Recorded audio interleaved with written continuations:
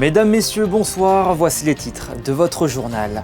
Ça y est, le grand départ a eu lieu, la Vuelta s'est élancée à Monaco. Nous reviendrons sur cette première étape, un contre-la-montre haletant et spectaculaire, attendu par un homme en particulier, Victor Langelotti. Le Monégasque a couru une étape d'un grand tour chez lui en principauté. Nous l'avons suivi entre sa préparation et la reconnaissance. Nous irons ensuite autour du tracé où de nombreuses animations ont ravi les spectateurs de ce grand départ au sein du village de la Vuelta ou bien au chapiteau de Fontvieille. Et puis chaque grand événement sportif est l'occasion de passer des messages qui vont au-delà du sport. Nous recevrons Joël Bouzou, le président fondateur de Peace and Sport, pour évoquer la Ride for Peace, une initiative de promotion de la paix en marge de cette Vuelta. Et enfin, nous terminerons ce journal en prenant la direction des États-Unis. Notre correspondant Bastien Bory reviendra sur la grande extension du musée d'art de Los Angeles. Plongeons dans cette édition aux couleurs de la Vuelta avec des images du Palais Princier qui s'est paré de son plus beau rouge hier soir. Le rouge, c'est la couleur du maillot de leader du Tour d'Espagne qui ce soir s'appelle Tadej Pogačar. Le Slovène, encore lui, résident monégasque, a signé le meilleur temps de ce contre-la-montre inaugural que vous résume Frédéric Elion. Bonsoir Frédéric. Bonsoir Yannick, effectivement on a longtemps cru à une victoire d'un spécialiste du contre-la-montre, le britannique épistar Ethan Hayter, mais à la fin, vous le savez, en cyclisme c'est toujours Tadej Pogačar qui gagne, le Slovène qui vient de remporter son 5e Tour de France, à devancer de 9 centièmes seulement sur la ligne le coureur de chez Soudal Quick-Step. Pourtant Tadej Pogačar avait 3 secondes de retard au point intermédiaire, mais il a réalisé vraiment un finish supersonique pour devancer donc sur la ligne Ethan Hayter et un autre spécialiste du chrono, le britannique Joshua Tarling, qu'on n'attendait même pas au départ de cette Vuelta. On se souvient, il a perdu tragiquement son petit frère Finlay, décédé lors du Tour du Portugal la semaine dernière. Vraiment d'énormes ressources mentales et chapeau donc à Joshua Tarling qui termine sur le podium de cette étape. 2 Français finissent eux dans le top 10 avec Christophe Laporte 5e et puis en 6e position et Léo Bizio, l'une des pépites de la formation Décathlon, CMA, CGM, et puis mention spéciale et félicitations à Victor Langelotti qui réalise un très beau chrono. Il termine 29e à 26 secondes de Tadej Pogačar. La belle histoire de ce grand départ, c'est évidemment Victor Langelotti. Le grimpeur monégasque de l'équipe XDS Astana a lancé son Tour d'Espagne aujourd'hui chez lui, dans des rues qu'il connaît par cœur. Frédéric Elion et Arnaud Imbert l'ont suivi durant toutes les heures qui ont précédé son entrée en piste. Pour un coureur cycliste professionnel, les journées de contre-la-montre sont toujours assez longues. Beaucoup d'attentes, plusieurs paramètres à gérer comme la nutrition ou les temps de repos afin d'être prêt pour le départ. Allez Victor, fais-nous un beau chrono. Et pour l'être parfaitement, la reconnaissance du parcours est un moment capital. C'est très important de faire une reconnaissance, de voir le parcours en conditions réelles et pas forcément ce dont à quoi on s'attend a priori. Et non, voilà, repérer le moindre détail, certaines plaques d'égout par exemple, la trajectoire dans certains virages. Et je pense que ça sera une des clés de la réussite de ce chrono. Ça sera de bien travailler là, c'est pendant 1 heure ou 2, faire le plus de tours possible pour repérer le maximum de petits détails qui pourront faire la différence au classement. Entre 13 et 15 heures, les 184 coureurs de cette Vuelta 2026 ont donc pu rouler sur les 9 km 350 de ce contre-la-montre individuel. Un parcours très rapide et technique où il faudra pendant la course être à la limite et ne pas commettre d'erreurs. Retour au bus à 14h15 pour Victor Langelotti après 1 heure sur le vélo. J'ai pu faire 4 tours, donc bien repérer les lieux. Et non, franchement, je pense que c'était vraiment une reconnaissance utile. Parce qu'il y a certains virages, je pensais qu'ils étaient plus ouverts que ça. En fait, il s'avère qu'ils sont un peu plus fermés. L'enchaînement aussi de Fontvieille, du port de Fontvieille. La première entrée de virage est importante parce que c'est de là que dépend la suite. Donc tout l'enchaînement dépend de comment on est rentré dans le premier. Donc si on loupe le début, on va normalement louper tous les autres virages. Donc c'est extrêmement important. Et non, très technique et riche en enseignements. Là, la reconnaissance, le tour, sans forcer, sans prendre trop de risques, je pense qu'on le faisait en 13-14 minutes. Donc je pense que Ça va pas être loin des 10 minutes pour les meilleurs, donc ça va être très très rapide. Une légère collation, du repos et ensuite une trentaine de minutes avant le départ, Victor va commencer à s'échauffer sur home trainer avant de s'élancer à 18h39 pour ce contre-la-montre à la maison. Avant le départ, il était possible d'approcher les cyclistes au plus près. Les équipes se sont installées sur le quai Albert Ier pour la journée. Une occasion en or d'aller observer les stars du peloton. Alexandre Olivier et Sylvain Péroumal étaient parmi les premiers aficionados.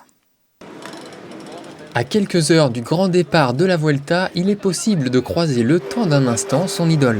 Pour cela, il fallait être présent au Port Hercule et certains sont venus de loin pour espérer vivre un moment unique. We are here for Poggi. Hello Poggi, very fan of the UAE team here from Italy. Last year we were in Turin at the start of the Vuelta.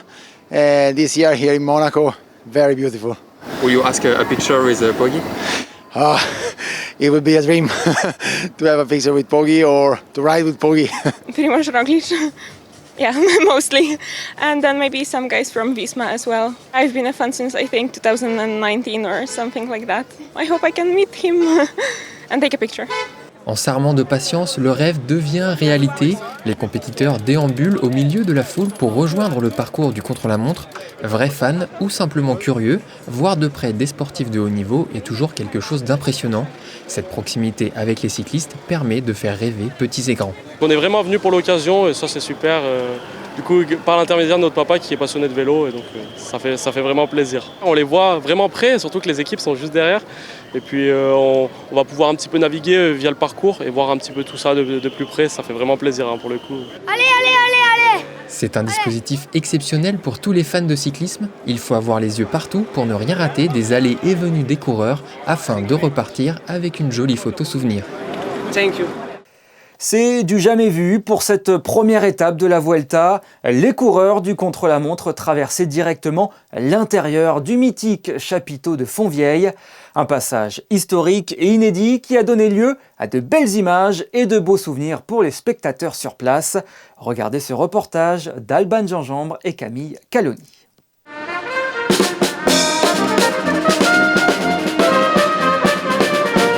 C'est une entrée en piste pour le moins originale. Plus de 180 coureurs traversent un à un le chapiteau de Fontvieille pour le contre-la-montre inaugural de la Vuelta. Un tracé qui offre un spectacle hors du commun pour tous les fans de cyclisme. On attend le passage de la Vuelta des coureurs. On est là par hasard, mais on a eu beaucoup de chance. On est ici, dans ce magnifique endroit. C'est un cadre assez original, je dois dire. C'est assez impressionnant. J'aime bien voir passer les vélos. C'est assez amusant. Ça permet au moins d'occuper le chapiteau d'une autre façon, sportivement différente, je dirais.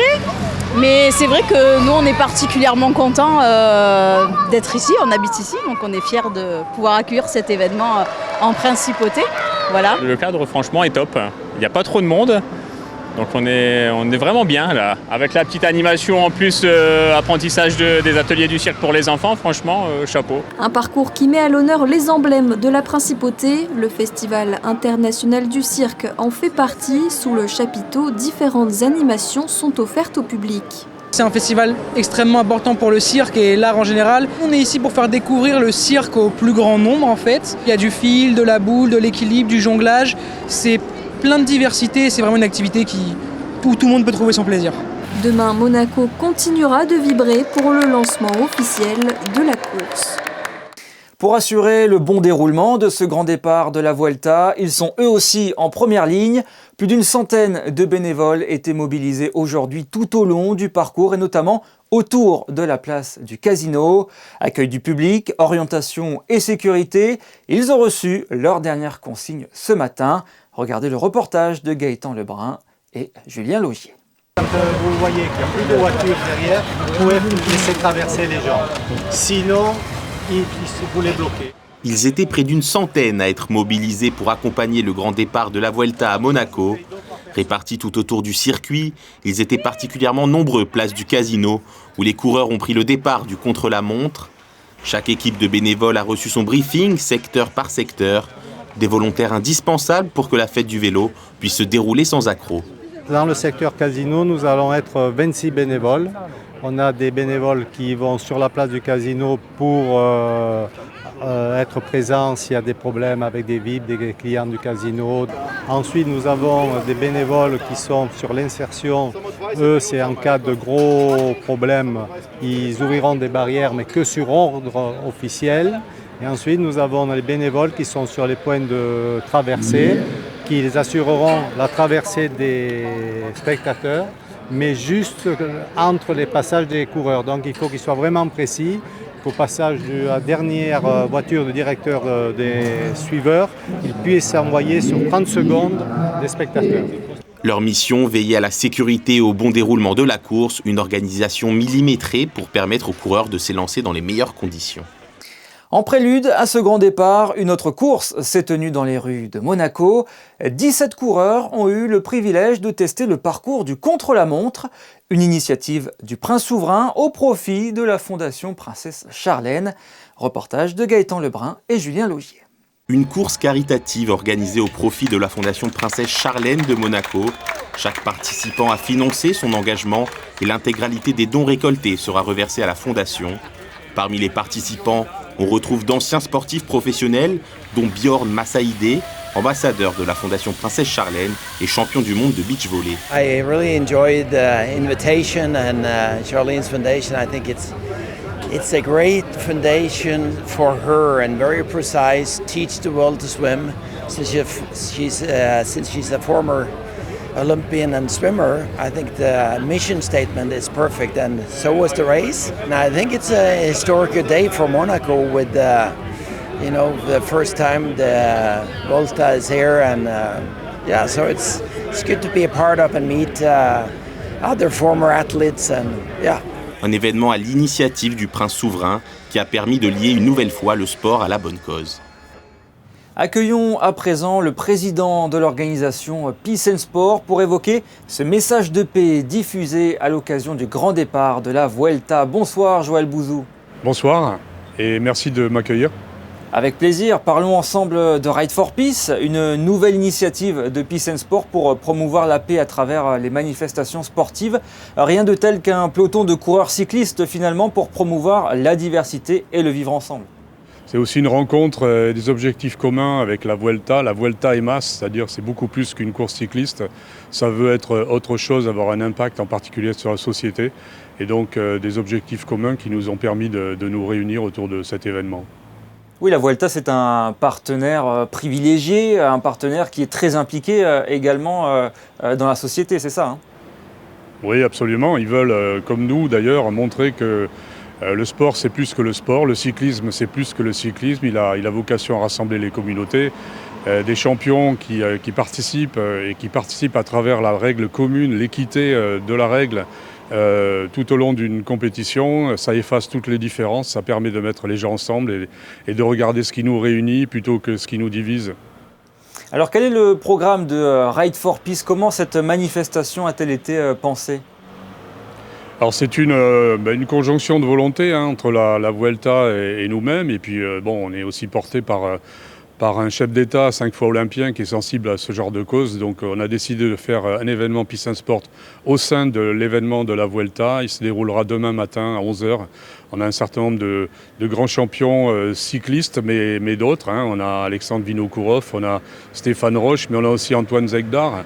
Marlène Lidecker, Sassia Clark, qui sont des champions médaillés olympiques ou champions du monde ou champions olympiques et qui nous rejoignent pour passer ce message. Donc en amont de la course cycliste des professionnels, ils vont faire une partie du circuit entre le palais et puis le jardin exotique demain matin pour porter ce message. Vous avez parlé de ces illustres sportifs. C'est important d'avoir ces figures populaires avec vous pour porter le message ? Absolument. On porte le message et puis on développe aussi des actions parce qu'on a un programme Ride and Learn avec l'UCI. Et un enseignement de la paix par le sport, mais en particulier avec l'UCI par le cyclisme. Donc on essaie de dépasser l'enseignement du sport pour vraiment s'attaquer à tout ce qui peut rassembler les gens par le sport et enseigner la paix à des éducateurs pour transmettre ces valeurs au plus grand nombre. Ride for Peace fait partie d'un large programme d'intervention de Peace and Sport en cette année 2026. Quelle sera la prochaine date clé pour vous ? Vous savez, la grande date clé, c'est l'an prochain, c'est 2027, c'est le Forum international à Monaco. Un événement qui sera précédé d'autres événements à travers le monde, en particulier la campagne Wildcard qui rassemble aujourd'hui plus de 2 milliards de personnes. Donc l'année prochaine, ce sont les 20 ans de Peace and Sport et ça sera le grand événement de l'année prochaine. Bon, eh bien, on aura plaisir à vous reparler à l'occasion de ces 20 ans. Merci beaucoup, Joël Bouzou, d'avoir été avec nous ce soir sur Monaco Info. Bonne soirée. Et merci beaucoup à vous. Bonsoir. Sortons du vélo pour parler foot. L'ASM lance sa saison de Ligue 1 ce dimanche sur la pelouse du Havre. Bien lancée après leur victoire jeudi face au Gornik Zabrze en barrage de Conference League. Les Monégasques ont à cœur de débuter le championnat de France de la meilleure des manières. Écoutez l'entraîneur Philippe Louis et son défenseur Flavio Nazinho. We won the game. We are happy about it. We like them to enjoy after winning. But the day after, we have to think about next one. And now it's going to be starting the league. Ligue 1 is really difficult, as you know. So we have to be focused on the next one. There's no time for her celebration or stop. The season didn't even begin. So we have to be focused on the next game. I watch a couple of games, not only from Monaco, but from other teams as well. And what I can expect is that the Ligue 1 is a very intensive league, a technical league, so the game is fast. So I think that my first thoughts about Ligue 1 is the physicality of the game, the speed of the game, the technique of the players. So that's what I expect for the game. First game is important. The second is important. It's the same 3 points than the last games. The same 3 points. But for me, is most of all is the feeling of being a team. So that's what I want to see it, to be together collectively. Everybody is fighting for each other, and we have to send a message for ourselves, for our fans, that we are a team inside the pitch. That's what I want to see it every game. So, and then doing this, for sure, going to be closer to winning than another results, because we have a lot of quality on the squad. En bref, le monégasque Hugo Nice, associé au français Édouard Roger Vasselin, s'est qualifié pour la demi-finale du Masters 1000 de Cincinnati. La paire franco-monégasque est venue à bout des Français Reboul et Doumbia en 3-7, 4-6, 7-6 et 11-9.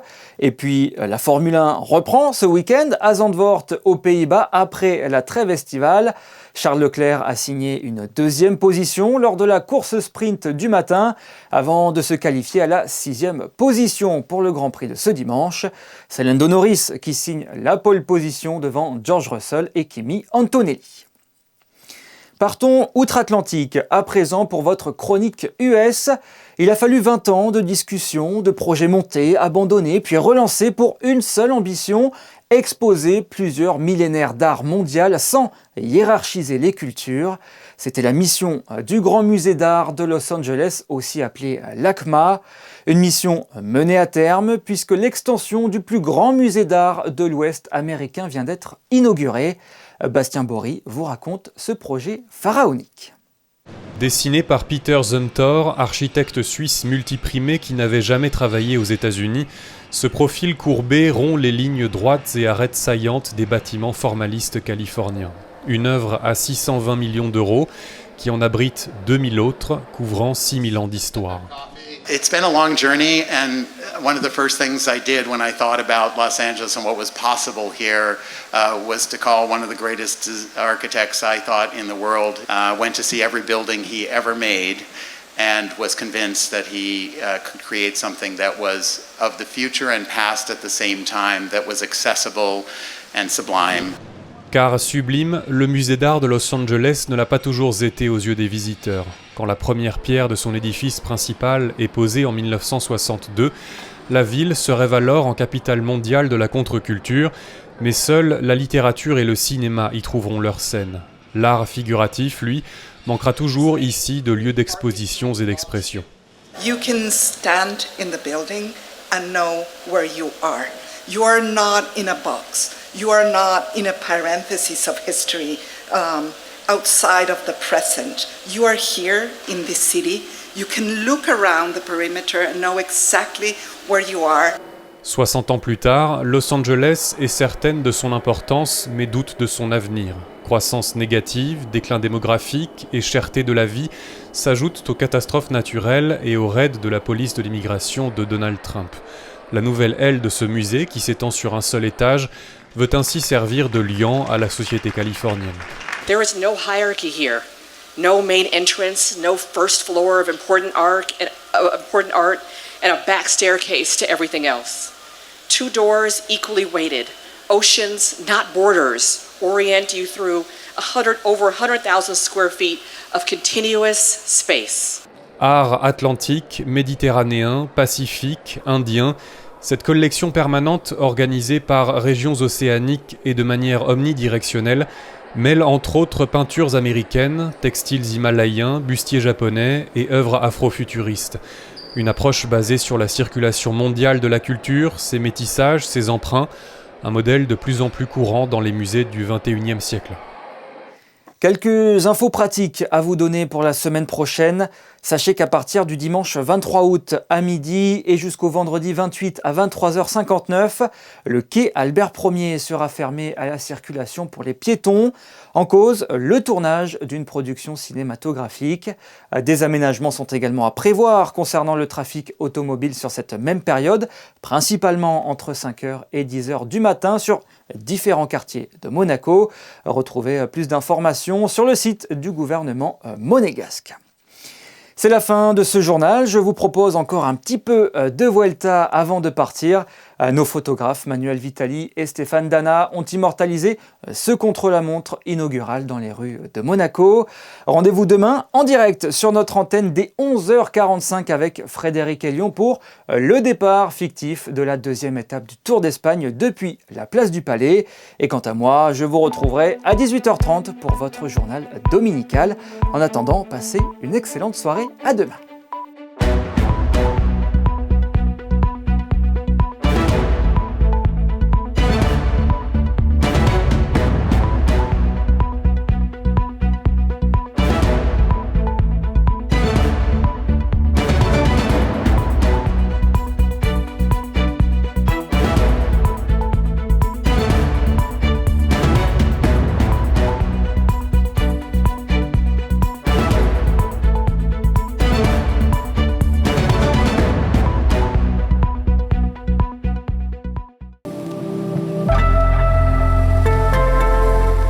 Bonsoir à tous, bonne nouvelle, fini le soleil lourd et l'atmosphère étouffante, on reste sur une accalmie avec un ciel ensoleillé, peu nuageux et des températures douces, entre 21 et 28 degrés au plus fort de la journée, un léger vent, de quoi rafraîchir un peu les coureurs qui s'élanceront de la Principauté pour la Vuelta, et demain, dimanche 23 août, pensez à souhaiter une bonne fête aux roses.